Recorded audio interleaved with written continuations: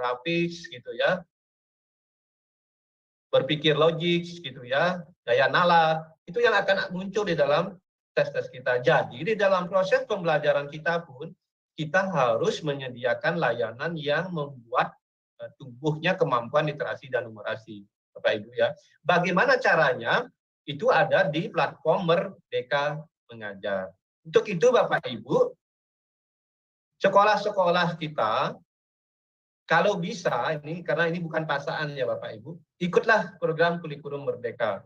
Tetapi saya berharap setelah Bapak Ibu ikut di kurikulum merdeka, Bapak Ibu tidak hanya berhenti ikut di kurikulum merdeka, tapi juga mengakses platform Merdeka Mengajar. Karena kunci sukses dari penerapan kurikulum merdeka itu ada di platform Merdeka Mengajar. Kalau Bapak Ibu sekolah hanya mendaftar kurikulum merdeka, tetapi tidak menggunakan platform Merdeka Mengajar, itu akan sia-sia Bapak Ibu. Karena semua hal, semua upaya dan strategi itu sudah disiapkan di dalam platform Merdeka Mengajar. Bagaimana mengajar untuk peningkatan literasi numerasi dan segala macam itu sudah disiapkan di platform Merdeka. Jadi Bapak Ibu, mari kita bersama-sama tingkatkan literasi dan numerasi anak-anak kita melalui kurikulum merdeka dan platform Merdeka Mengajar. Dan jangan lupa juga Bapak Ibu, ajak guru-guru kita di sekolah untuk mengakses platform Merdeka Mengajar. Siapkan waktu, kalau perlu misalnya hari Sabtu, 1 jam, 2 jam, mari kita belajar bersama-sama melalui platform Merdeka Mengajar. Bentuklah komunitas belajar di sekolah Bapak Ibu, ya. Nanti kita bisa sharing bersama di sana, di dalam komunitas belajar. Ini adalah cara kita untuk meningkatkan proses pembelajaran kita sehingga anak-anak kita senang belajar di sekolah. Mereka tidak jenuh, Bapak Ibu ya. Mereka tidak merasa stres karena materi terlalu padat ya. Dengan kurikulum merdeka itu Bapak Ibu bisa memilih materi yang esensial saja yang kita berikan kepada anak-anak kita. Dan anak-anak kita juga tidak dikejar harus tuntas dalam 1 jam pelajaran atau dalam 1 pelajaran gitu ya. Karena nanti tahapannya ada fase Bapak Ibu ya. Ada fase-fase dan itu jauh lebih fleksibel. Itu Bapak Ibu hal-hal yang nanti bisa Bapak Ibu dapatkan melalui kurikulum merdeka. Mari kita bersama-sama kuatkan tekad kita demi anak-anak kita Bapak Ibu. Provinsi Bali selama ini terkenal ya, sudah cukup maju pendidikannya, bahkan kita bersaing dengan DKI Jakarta, Yogyakarta ya Bapak Ibu ya. Dan di tempat lain mereka berpacu untuk membenahi diri. Yogyakarta, DKI, Jakarta, itu ya beberapa provinsi saya tahu karena saya berinteraksi dengan seluruh kepala BPMB di seluruh Indonesia. Mereka sedang jengah Bapak Ibu. Mereka sedang berupaya semaksimal mungkin untuk melakukan yang terbaik dalam upaya mereka memperbaiki pendidikan di daerah mereka. Jangan sampai kita ketinggalan Bapak Ibu. Jangan sampai Bali ketinggalan. Kita harus semangat. Kita harus jengah. Kita lakukan yang terbaik. Transformasi pembelajaran yang kita lakukan melalui kurikulum merdeka ini sudah tepat Bapak Ibu. Bahkan kita dikagumi oleh banyak negara transformasi pembelajaran yang kita lakukan. Direktur OECD aja bahkan sampai meminta Kementerian Pendidikan kita menulis transformasi pembelajaran yang kita lakukan karena dianggap sangat fenomenal, sangat bagus di dalam mengatasi krisis pembelajaran. Jadi Bapak Ibu, mari kita bersama-sama, ayo kita ikut kurikulum merdeka, kita manfaatkan platform Merdeka Mengajar, dan kita bentuk komunitas belajar di sekolah kita, sehingga anak-anak kita memiliki nilai literasi dan numerasi yang baik, sehingga mereka bisa berkolaborasi dengan teman-teman mereka di provinsi yang lain, atau kabupaten yang lain, karena kalau kompetensi mereka rendah, literasi numerasi mereka rendah, mereka akan sulit untuk berkolaborasi Bapak Ibu. Siapa yang mau berkolaborasi dengan anak-anak yang pemahaman bacaannya aja jelek gitu ya? Siapa yang mau berkolaborasi dengan anak-anak dengan kemampuan logik atau daya nalar yang rendah? Nggak ada yang mau Bapak Ibu. Untuk itu anak-anak kita harus memiliki literasi dan numerasi yang bagus. Dan ini semua jadi tantangan kita bersama, tantangan Bapak Ibu semua sebagai kepala sekolah, wakil kurikulum, dan tantangan kita yang juga sebagai kepala BPMP Provinsi Bali. Jadi itu Bapak Ibu, tetap semangat, mari kita bersama-sama bangun pendidikan terbaik untuk anak-anak kita. Sehat selalu, selamat mengikuti kegiatan sosialisasi kurikulum merdeka. Semoga Bapak Ibu selalu sehat, selalu bahagia, bisa memimpin sekolah Bapak Ibu dengan baik, bisa memajukan pendidikan untuk anak-anak kita. Atas izin Bapak Ibu semuanya, maka kegiatan sosialisasi ini telah nyatakan dibuka secara resmi. Terima kasih banyak. Yang akhiri dengan Parama Santi. Om Santi Santi Santi. Assalamualaikum warahmatullahi wabarakatuh. Selamat pagi, salam sejahtera untuk kita semua.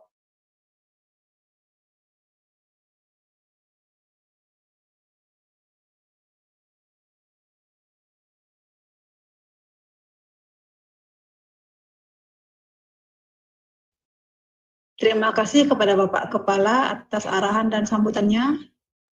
Selanjutnya adalah sesi berikutnya adalah penyampaian materi, di mana materi kegiatan akan dibagi dua, yaitu materi pertama terkait konsepsi kebijakan implementasi kurikulum merdeka yang disampaikan nanti oleh Bapak Gede Mastike, dan materi kedua adalah tata cara pendaftaran implementasi kurikulum merdeka yang akan disampaikan. Bapak Ibu, kami informasikan sambil menyimak kegiatan, jangan lupa untuk mengisi daftar hadir. Bapak Ibu, yang izin live Bapak Ibu nggih, tetap semangat. Pak. Karena yang ada rapat berikutnya yang harus yang hadir. Selamat Bapak Ibu semuanya nggih. Terima kasih Pak Kepala. Untuk materi pertama, kami persilakan pada Bapak Gede Mastike untuk menyampaikan materinya. Pak Gede, kami persilakan. Ya, terima kasih Bu Winarsi. Suara Tiang bisa jelas terdengar ya? Jelas Pak Gede. Ya. Bapak Ibu yang Tiang hormati, Tiang awali dengan mengaturkan pangastungkara ame bagya Om Swastiastu.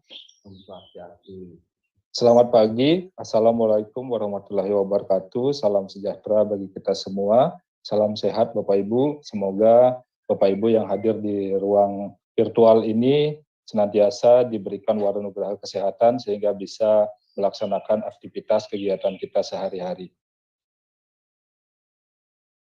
Pertama-tama, kami sangat berbahagia sekali dan sangat apresiasi sekali kepada Bapak Ibu yang sudah hadir memenuhi undangan kami. Kurang lebih ada 600-an partisipan yang sudah bergabung dari seluruh jenjang di Provinsi Bali ya Bapak Ibu.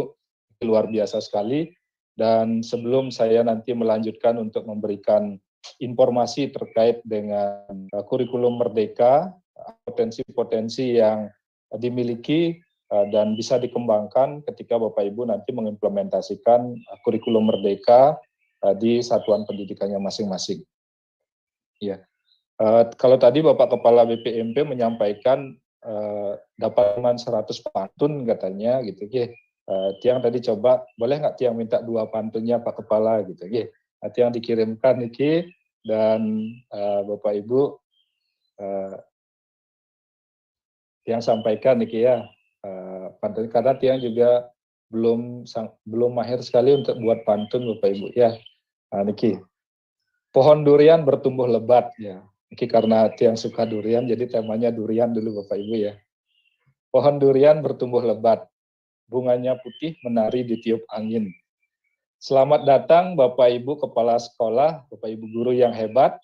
Mari melakukan transformasi pembelajaran mulai hari ini. Ya.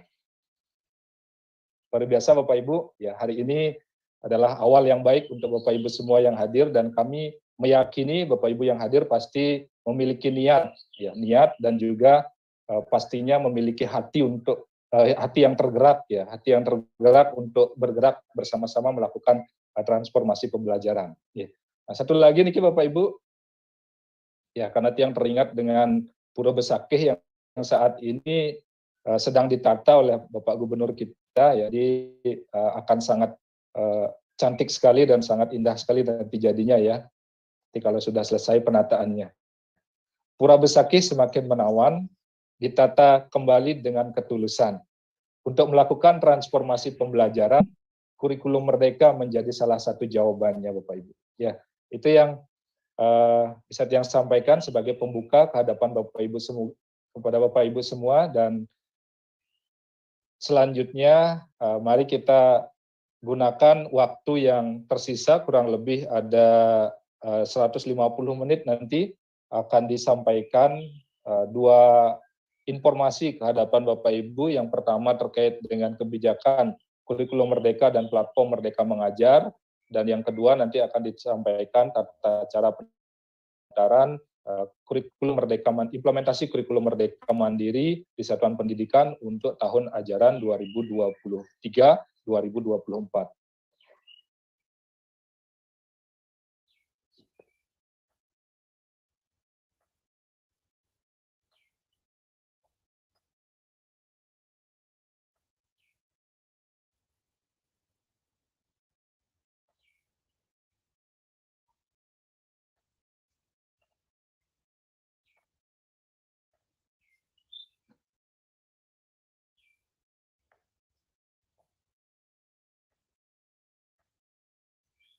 Bapak Ibu yang berbahagia, hari ini momen yang luar biasa ya. Hari ini dan minggu ini adalah momen yang luar biasa. Tepat sekali niki panitia dan tim dari implementasi kurikulum Merdeka kami di BPMP memilih tanggal hari ini 14 Februari. Ya, Bapak Ibu, barangkali kita sudah sangat paham tanggal 14 Februari hari kasih sayang kita secara internasional dan juga bertepatan dengan Minggu Wuku Kerulut, Bapak Ibu, Wuku Kerulut, dan juga merupakan salah satu hari kasih sayang kita terhadap keindahan dan juga kecantikan dan kasih sayang kita terhadap sesama juga. Jadi sangat luar biasa aura hari ini dan semoga vibrasinya nanti bisa mengalir kepada kita semua yang hadir. Sudah hampir 650 partisipan yang hadir. Semoga kita bisa menambah kasih sayang kita terhadap sesama, terhadap keluarga, lingkungan, dan juga orang-orang terdekat kita.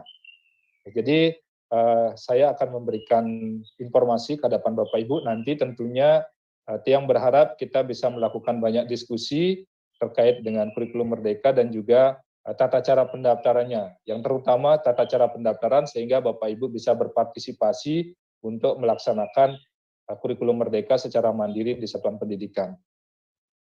Nah, di sini Tiang berikan judul ya pembelajaran paradigma baru melalui implementasi kurikulum Merdeka.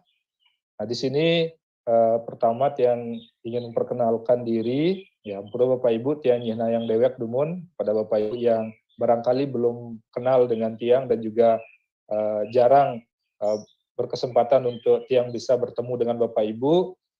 Niki nama Tiang Igede Mastika, Bapak Ibu, Tiang asalnya dari Karangasem, ya. Dari Karangasem, Tiang di BPMP dari tahun 2005 sampai dengan hari ini masih bertugas di BPMP, hanya rotasi tugas di unit-unit yang ada di BPMP. Kemudian tugas terakhir Tiang adalah sebagai Widya Prada Ahli Muda sejak tahun 2022 kemarin. Di tahun 2022 itu beralih dari struktural ke Widya Prada ke fungsional, Bapak Ibu. Jadi nanti mudah-mudahan saya bisa banyak waktu bertemu dengan Bapak Ibu untuk bisa menyambungkan hal-hal yang sekiranya selaras ya dan juga sefrekuensi dengan Bapak Ibu terkait dengan peningkatan kualitas pendidikan di Provinsi Bali. Dan tadi sekilas Tiang lihat Bapak Ibu dari Nusa Penida sudah banyak yang bergabung, kemudian juga dari Buleleng. Bapak Ibu semeton Tiang dari Buleleng niki kemarin Tiang dapat info katanya ada banjir ya karena hujannya cukup lebat katanya ada di beberapa titik banjir. Tiang doakan semoga kita semua selalu dalam keadaan sehat dan diberikan keselamatan oleh Ide Sesunan. Kemudian juga Bapak Ibu dari kabupaten yang lain luar biasa antusiasmenya. Mudah-mudahan nanti memang atas niat dan rasa ingin tahu Bapak Ibu untuk bisa memperdalam dan memiliki hati yang tergerak untuk mengimplementasikan kurikulum Merdeka secara mandiri di tahun ajaran yang akan datang. Nah, dalam kesempatan hari ini, dua informasi yang akan kami hadirkan adalah kebijakan implementasi kurikulum Merdeka dan platform Merdeka Mengajar, kemudian tata cara pendaftaran implementasi kurikulum Merdeka Mandiri tahun ajaran 2023-2024. Bapak Ibu, tadi sudah disampaikan oleh Bapak Kepala BPMP bahwa Mas Menteri ya sudah merilis ya, secara resmi implementasi kurikulum Merdeka dan platform Merdeka Mengajar. di sini dengan salah satu quote adalah guru yang terbaik adalah guru yang tidak pernah berhenti belajar dan berinovasi. Nah, tentu ini menjadi salah satu pesan moral dan penyemangat kita ya, bahwa Bapak Ibu, kebutuhan siswa-siswa kita, kebutuhan peserta didik kita akan semakin meningkat. Nih, kalau di tahun 80-an kita tidak mengira bahwa dengan adanya teknologi-teknologi komputer-komputer awal itu akan bisa melahirkan sebuah profesi, kreativitas, dan juga orang-orang yang hebat yang bisa meng-create sesuatu di luar yang kita fiksikan di tahun 80-an. Sekarang dengan semakin berkembangnya kebutuhan-kebutuhan, globalisasi sudah tidak mengenal batas negara, jadi kita dituntut untuk tidak berhenti untuk belajar dan selalu melakukan inovasi. Kalau tidak seperti itu, Bapak Ibu, ya dalam beberapa tahun ke depan, peran-peran kita kemungkinan besar akan dikalahkan atau tergantikan oleh artificial intelligence. Ya. Kalau sekarang Elon Musk itu sudah menciptakan beberapa robot-robot dengan kemampuan AI-nya yang bisa menjadi mensubstitusi tugas-tugas kita dan beberapa pekerjaan-pekerjaan yang dulunya digarap oleh manusia, dan ini menjadi salah satu tantangan kita semua, Bapak Ibu. Kemudian mengutip juga dari Bapak Pendidikan kita bahwa pendidikan itu memang pada awalnya ditujukan untuk memberi ilmu demi kecakapan hidup anak dalam usaha mempersiapkannya untuk segala kepentingan hidup usia, baik dalam hidup bermasyarakat maupun hidup berbudaya dalam arti seluas-luasnya. Ada satu frasa yang perlu kita ingat bersama dan perlu kita jadikan acuan bersama adalah ilmu demi kecakapan hidup. Nah ini Bapak Ibu, ilmu demi kecakapan hidup. Ini yang kembali ditransformasikan oleh Kemendikbudristek, bahwa pembelajaran sekarang, pendidikan sekarang kita arahkan untuk memberikan kecakapan hidup kepada anak-anak. Bukan dari sudut pandang apa yang kira-kira peserta didik butuhkan menurut kita, tetapi apa yang peserta didik butuhkan menurut mereka. Yang tentunya sesuai dengan kompetensi, minat, dan juga itu yang menjadikan salah satu perubahan mendasar di kurikulum yang akan kita implementasikan di tahun ajaran 2023-2024. Lanjutkan dari beberapa praktek baik, ya sudah banyak sekali praktek baik yang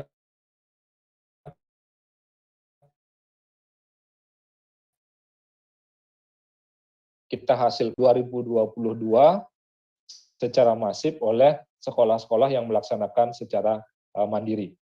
Jadi di sini juga salah satu paradigma baru di dalam kurikulum itu adalah kurikulum yang baik adalah kurikulum yang sesuai dengan zamannya. Nah ini yang perlu kita juga berikan highlight kepada statement ini Bapak Ibu, ya pernyataan ini, bahwa kurikulum yang baik adalah kurikulum yang sesuai dengan zamannya. Kalau sekarang zamannya adalah pemanfaatan media teknologi informasi, maka Bapak Ibu tidak boleh menutup mata terhadap proses untuk meningkatkan digitalisasi sekolah, baik itu di dalam proses administrasi maupun di dalam pembelajaran. Sehingga yang dimaksud adalah kurikulum yang sesuai dengan zamannya. Ya, kalau dulu di zaman Mahabharata barangkali kurikulum yang sesuai adalah kurikulum yang berkaitan dengan ketatanegaraan, karena zaman itu adalah zaman di mana masih invasi-invasi antar negara masih sering terjadi, sehingga diperlukanlah orang-orang yang cakap, terampil, dan memiliki keahlian di dalam tata negara, militer, pertahanan, dan juga di bidang keamanan antar negara. Sekarang dengan berkembang pesatnya teknologi, ya, jadi mau tidak mau seluruh pembelajaran kita harus memanfaatkan penggunaan media-media teknologi. Sehingga Bapak Ibu di satuan pendidikan itu adopsi untuk menggunakan platform-platform teknologi di dalam pembelajaran harus semakin ditingkatkan. Kalau tidak begitu, anak-anak kita dari rumah sudah memiliki pemahaman dan pengetahuan yang cukup, keterampilan yang memadai menggunakan perangkat teknologi, tetapi ketika di sekolah dikembalikan lagi ke zaman sebelumnya, bahwa teknologi tidak diberikan ruang untuk diekspresikan di satuan pendidikan. Nah, ini yang perlu kita luruskan kembali, bahwa kurikulum yang baik adalah kurikulum yang sesuai dengan zamannya. Zaman kita adalah zaman digital sekarang, dengan digitalisasi sekolah, ya digital di dalam bermasyarakat dan juga digital di dalam melaksanakan profesi-profesi, pekerjaan-pekerjaan, baik itu sektor pribadi maupun di pemerintahan. Nah, untuk implementasi kurikulum Merdeka sendiri, ini dasar hukumnya Bapak Ibu bisa cermati di sini. Dari sisi SKL masih ada ya standar isi, standar proses, standar penilaian sebagai acuan Bapak Ibu untuk mengimplementasikan kurikulum Merdeka itu masih ada di sini, masih diperkuat oleh Permendikbud maupun keputusan Menteri Pendidikan, Kebudayaan, Riset dan Teknologi. Termasuk juga ada surat edaran yang terakhir Bapak Ibu, surat edaran yang terakhir yang ini juga menjadi rujukan kepada Bapak Ibu semua. Surat edaran dari Kepala Badan Standar Kurikulum dan Asesmen Pendidikan yang berisikan tentang implementasi kurikulum Merdeka. Ya, ini yang ditujukan kepada Kepala Dinas Pendidikan Provinsi, Kepala Dinas Pendidikan Kabupaten Kota, dan Bapak Ibu Kepala Satuan Pendidikan. Kalau Bapak Ibu ada yang belum terima surat edaran ini, silakan Bapak Ibu untuk mengunduh di platform IKM ya, yang di guru.kemdikbud.go.id. Nah, di sana sudah lengkap diberikan dan Bapak Ibu bisa mencermati di sini ya, ada ketentuan untuk bisa memilih kurikulum Merdeka secara mandiri yang bisa diimplementasikan itu dengan 3 pilihan. Silakan Bapak Ibu memilih sesuai dengan kesiapan dari masing-masing satuan pendidikan. Demikian juga ketika ada Bapak Ibu yang ingin beralih, yang dulunya melaksanakan kurikulum Merdeka Mandiri Belajar, itu bisa beralih ke Mandiri Berubah atau Mandiri Berbagi. Demikian juga yang Mandiri Berubah sudah bisa beralih ke Mandiri Berbagi jika sekolahnya sudah semakin siap untuk membagi praktek-praktek baik yang dimiliki oleh sekolah yang merupakan hasil karya orisinil dari Bapak Ibu untuk dibagikan, disebarluaskan kepada sekolah-sekolah yang lain. Kemudian termasuk dengan tenggat waktu untuk pendaftaran kurikulum Merdeka sampai 31 Maret sudah tertera di dalam surat edaran ini, termasuk juga tata cara pendaftarannya Bapak Ibu bisa lebih perdalam melalui tautan-tautan yang ada di dalam surat edaran dari Kepala Beskap ya, yang bisa Bapak Ibu unduh di platform Merdeka Mengajar ataupun di guru.kemdikbud.go.id ya. Di sini Bapak Ibu. Nah, itu sebagai dasar bahwa dalam implementasi kurikulum Merdeka ini sangat kuat sekali dasarnya, dan Bapak Ibu tidak perlu ragu jika saya mengimplementasikan kurikulum Merdeka, saya memiliki kreativitas, ingin membuat sekolah saya itu unik sesuai dengan karakter sekolah saya, apakah saya tidak melanggar regulasi? Jawabannya tentu tidak, Bapak Ibu, karena regulasinya sudah sangat jelas mengatur. Kemudian apa sih yang ada di dalam kurikulum Merdeka? Nah, intinya benang merahnya di sini Bapak Ibu ya, benang merah dari kurikulum Merdeka itu adalah melanjutkan arah pengembangan kurikulum sebelumnya. Nah, di sini tidak ada kontradiktif Bapak Ibu bahwa kurikulum sebelumnya itu lebih jelek dari kurikulum yang sekarang. Ya, jangan memiliki paradigma seperti itu. Ya, kurikulum yang dikemas dari tahun-tahun awal ya, yang saya coba cermati dari tahun 74 sampai dengan kurikulum 2013 itu ada satu roh yang tidak pernah hilang, Ibu ya. Tidak ada perubahan sama sekali, yaitu pembelajaran yang berpusat kepada siswa, pembelajaran yang berpusat kepada murid. Semua mengamanatkan seperti itu. Sehingga Bapak Ibu jangan terkesan nanti kalau berganti kurikulum itu sesuatu yang baru dan melupakan yang lama. Tidak, ya.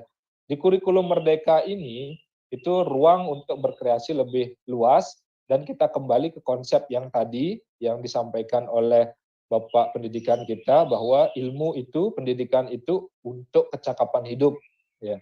Dan sekarang proses pembelajarannya benar-benar dikawal, dikuatkan, pembelajaran yang berpusat kepada murid, ya. Dan kalau Tiang lihat, cermati, coba Tiang bedah, analisis secara umum, ya, belum mendalam sekali, bahwa kurikulum dari tahun 74 sampai dengan 2013 yang Tiang cermati tersebut, semuanya mengamanatkan pembelajaran yang berpusat kepada siswa, dan salah satunya Tiang kena di CBSA tahun 94, Bapak Ibu, ya, 92, 94, cara belajar siswa aktif itu juga rohnya adalah pembelajaran yang berpusat kepada siswa, dan guru dari sana sebenarnya sudah diarahkan, diberikan porsi sebagai fasilitator, gitu, bukan sebagai salah satu yang dominan di kelas dalam pembelajaran. Nah, ini yang akan kita coba aktifkan kembali, coba kuatkan kembali, tanpa mengatakan bahwa kurikulum sebelumnya itu tidak bagus atau lebih jelek dari yang sekarang. Jadi sekarang di kurikulum Merdeka, Bapak Ibu ingin menggunakan referensi KT13 boleh, ingin menggunakan referensi di KTSP 2006 boleh, ingin menggunakan di referensi kurikulum yang sebelumnya di tahun 94 ataupun 84 itu juga boleh, Bapak Ibu, ya, jika ada memang materi-materi atau substansi-substansi yang memang Bapak Ibu akan hadirkan di sana. Ya, jadi orientasinya di sini adalah holistik, ya, kemudian berbasis kompetensi bukan konten, dan juga kontekstualisasinya dan personalisasinya yang diutamakan di sini. Ya, jadi konteksnya, ya. Konteksnya, kalau memang Bapak Ibu ada di Nusa Penida, referensi pembelajarannya, kebutuhan pembelajarannya yang sesuai untuk mendukung iklim di Nusa Penida, kemasyarakatannya, pariwisatanya sekarang, wirausahanya yang bisa dikembangkan di Nusa Penida, itu yang dikuatkan. Jangan Bapak Ibu menyamakan nanti dengan yang ada di Denpasar. Ya. Ini sudah jelas latar belakangnya berbeda, kebutuhan siswanya berbeda, arah pengembangannya juga pasti akan berbeda. Nah, itu yang dibuka sekarang. Ya, tidak lagi Bapak Ibu dituntut sebuah ketuntasan yang sama antara di Nusa Penida, Denpasar, Karangasem, Buleleng, dan juga Jemberane. Tetapi Bapak Ibu yang menentukan ketuntasannya masing-masing. Ya, ketuntasan di sini tidak seragam, ya, tetapi beragam, Bapak Ibu. Ya, jadi Bapak Ibu yang menentukan sendiri. Kebutuhan di Nusa Penida dengan kebutuhan di Kota Amlapura, kebutuhan di Singaraja pasti akan berbeda. Ya, kebutuhan di Denpasar juga pasti akan berbeda. Ini yang kita maksudkan dengan benang merah dari pengembangan kurikulum itu sesuai dengan melanjutkan pengembangan kurikulum sebelumnya. Kemudian apa keunggulannya? Kalau Bapak Ibu mengimplementasikan kurikulum Merdeka, ya, kurikulum Merdeka niki yang pertama tentunya lebih sederhana dan mendalam. Nah, Tiang coba kemarin berkeliling ke beberapa sekolah yang melaksanakan kurikulum Merdeka, meskipun baru mandiri belajar, mandiri berubah, tetapi sudah melihat bisa menyampaikan potensi-potensi yang bisa dikembangkan. Gitu. Ya, siswa kami akan sekarang lebih senang belajar. Karena apa? Karena ada akselerasi proyek penguatan profil pelajar Pancasila. Itu yang salah satu merangsang bahwa kurikulum Merdeka ini menjadi menarik, menjadi menyenangkan untuk diimplementasikan juga optimal di dalam pembelajaran. Karena Bapak Ibu bisa merancang sebuah kurikulum, ya, entah itu tujuan pembelajarannya, alur tujuan pembelajarannya, capaian pembelajarannya yang lebih sederhana dan mendalam. Bapak Ibu bisa meng-create sendiri di satuan pendidikan tanpa harus sama dengan yang ada di sekolah lain. Meskipun itu sekolah terdekat, ya, satu desa, beda banjar, dua sekolah, kebutuhannya pasti berbeda dan arah pengembangannya pasti berbeda. Ini sangat memungkinkan sekali untuk dilaksanakan di kurikulum Merdeka. Jadi fokus pada materi yang esensial, pengembangan kompetensi peserta didik pada fasenya, belajar menjadi lebih mendalam, bermakna, tidak terburu-buru dan menyenangkan. Ya. Kemarin Tiang contohkan misalnya kita mempelajari bangunan Bali. Ya, Baledangin atau Baledaje. Itu bisa menjadi media pembelajaran untuk berbagai mata pelajaran. IPA bisa masuk di sana dengan mengidentifikasi bahan-bahannya. Kemudian matematika bisa masuk di sana. Bagaimana membuat bangunan itu presisi, di mana digunakan rumus segitiga siku-siku, di mana digunakan rumus persegi panjang, di mana digunakan rumus kubus, bangun ruangnya digunakan di mana, kemudian juga dari sisi IPS, itu dari fungsi bangunannya bisa dibedah di sana. Sehingga Bapak Ibu dengan satu topik pembelajaran itu bisa diarahkan siswanya lebih mendalami secara lebih baik, ya. Secara mendalam bisa didapatkan keilmuan dari hanya satu tema di Baledangin, Bapak Ibu, ya. Baledangin ataupun Baledaje. Itu salah satunya kemarin yang bisa menjadi salah satu untuk pengembangan kurikulum Merdeka niki yang bisa dikawal oleh Bapak Ibu di Satuan Pendidikan. Jadi dengan tema atau topik yang lebih sederhana, tetapi muatannya itu bisa mendalam. Ya. Kemudian yang kedua, ya tentunya lebih merdeka. Nah ini juga ada salah satu dilema bagi saya yang Tiang lihat Bapak Ibu. Ya. Dulu ketika masih dalam koridor keseragaman, semua sekolah, baik itu di perkotaan, di desa, memiliki fasilitas yang lengkap, bahkan yang sangat minim fasilitas, harus menyelesaikan ketuntasan yang sama, harus menyelesaikan kompetensi minimal yang sama di semua satuan pendidikan. Materinya juga sama, ya, sedangkan kebutuhannya sedikit beda. Nah sekarang itu difasilitasi. Dulu ada guru yang menyatakan begini, boleh tidak kami di satuan pendidikan itu membuat kurikulum sendiri, mengembangkan kurikulum sendiri, menentukan materinya sendiri. Nah, ketika ini sudah diberikan jawaban oleh Mas Menteri, silakan dengan kurikulum merdeka Anda lebih merdeka untuk menetapkan, menentukan materi, asesmen, kelulusan, kemudian tingkat kompetensi yang harus dimiliki oleh anak-anak kita, itu di dalam fase-fase yang sudah ditentukan. Ya. Muncul pertanyaan lain lagi Bapak Ibu, ya ketika ini pengalaman di tahun-tahun sebelumnya, ya ketika sudah diberikan keleluasaan untuk mengkreasi pembelajaran dan juga materi topik-topiknya ya secara merdeka, kembali lagi ada Bapak Ibu yang bertanya, adakah format yang bisa kita pakai acuan bersama? Adakah soal-soal yang bisa digunakan untuk ulangan bersama? Adakah contoh-contoh yang bisa kita gunakan sebagai acuan pembelajaran yang sama untuk mapel yang sama atau untuk tema yang sama? Nah, ini kembali lagi Bapak Ibu ya. Jadi kalau Tiang jadi Mas Menteri, tentunya Tiang pasti akan bingung. Niki apa sih yang diinginkan oleh Bapak Ibu guru kita? Kalau dulu dibatasi sekali koridornya, minta keleluasaan untuk mengkreasi sendiri. Sekarang sudah diberikan keleluasaan untuk lebih merdeka, lagi menanyakan sesuatu yang seragam atau sama dengan sekolah lain. Ya, masih takut untuk melakukan sesuatu berbeda. Nah, ini salah satu tantangan bagi kami dan bagi kita semua, bagaimana Bapak Ibu percaya diri untuk melakukan perubahan, percaya diri untuk melakukan transformasi di satuan pendidikannya. Ya, tanpa Bapak Ibu berpikir, jika saya melakukan A, nanti takut disalahkan oleh Disdik. Jika saya melakukan B, nanti takut disalahkan oleh pengawas pembina. Nanti kalau saya melakukan C, nanti saya disalahkan lagi oleh Kemendikbudristek gitu. Ya, lepaskan itu semua Bapak Ibu, dan Bapak Ibu mulai dengan era baru, dengan pembelajaran paradigma baru yang lebih sederhana, mendalam, lebih merdeka. Ya, jadi di sini Satuan Pendidikan memiliki wewenang untuk mengembangkan dan mengelola kurikulum dan pembelajaran sesuai dengan karakteristik Satuan Pendidikan dan peserta didik. Guru mengajar sesuai tahap capaian dan perkembangan peserta didik. Dan teropong kita diarahkan fokusnya kepada peserta didik. Ya. Jadi peserta didik yang selalu difasilitasi kebutuhannya. Kemudian yang ketiga keunggulannya adalah tentunya lebih relevan dan interaktif. Ya, lebih relevan dan interaktif.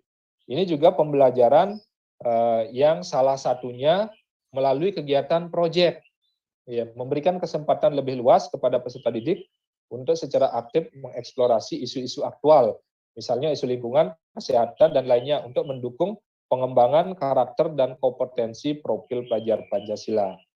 Nah, lebih relevan dan interaktif di sini, ya Bapak Ibu bisa leluasa dan bisa mengkreasi sebuah proyek bagi anak-anak kita.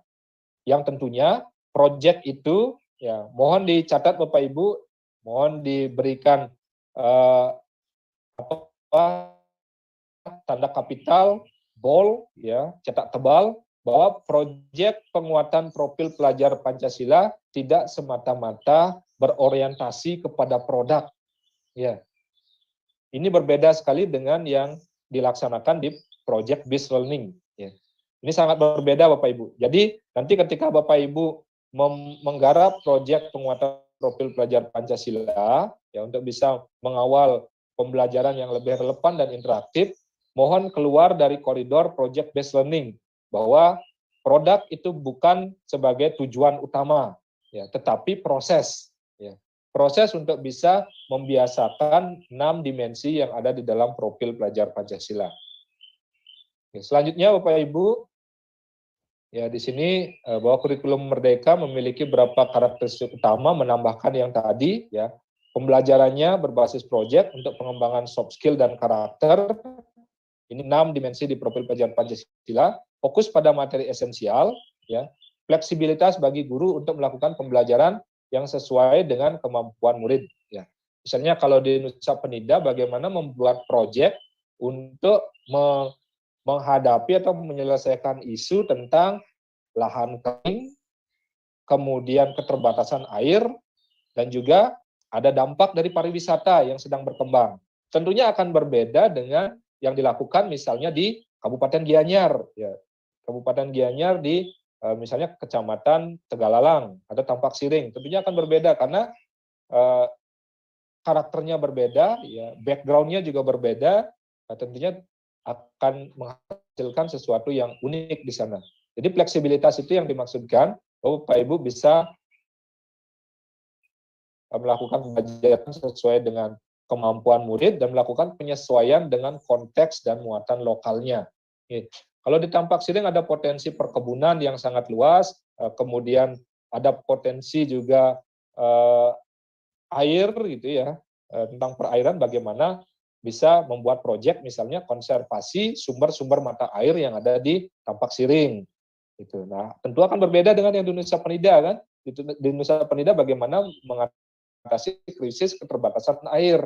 Ya, kalau di Tampak Siring bagaimana mengkonservasi sumber-sumber mata air. Nah, itu yang kita harapkan proyek-proyek yang muncul di dalam P5 nanti. Kalau di Denpasar, ya isu utamanya adalah sampah. Hampir 2.000 ton per hari produksi sampah di Kota Denpasar. Bagaimana dengan proyek P5 ini siswa-siswa kita lebih aware dengan penanganan sampah di Kota Denpasar. Itu Bapak Ibu. Jadi misalnya di Buleleng, di Kecamatan Sukasade, sering sekali terjadi longsor. Hujan sedikit saja longsor. Ya, beberapa waktu lalu juga di Seririt kalau tidak salah itu kan banjir bandang. Masuk di Jembrana juga, ya di Jembrana juga sempat banjir bandang. Nah ini